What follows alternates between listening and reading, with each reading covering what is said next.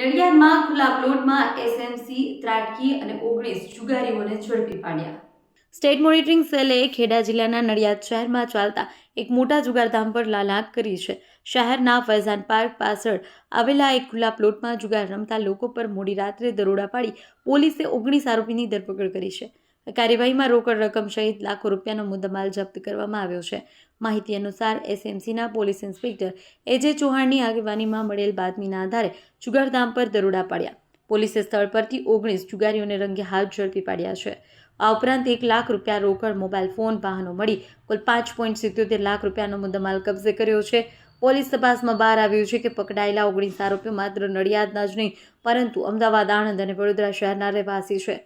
પોલીસના જણાવ્યા અનુસાર દરોડા દરમિયાન નાસભાગ મચી, જેમાં 6 આરોપીઓ પોલીસને ચકમો આપી ફરાર થઈ ગયા છે. પોલીસે જુગાર નિવારણ અધિનિયમ અને ભારતીય ન્યાય સંહિતાની વિવિધ કલમો હેઠળ એફઆઈઆર નોંધી ફરાર આરોપીઓને ઝડપી પાડવા માટે ચક્રો ગતિમાન કર્યા છે.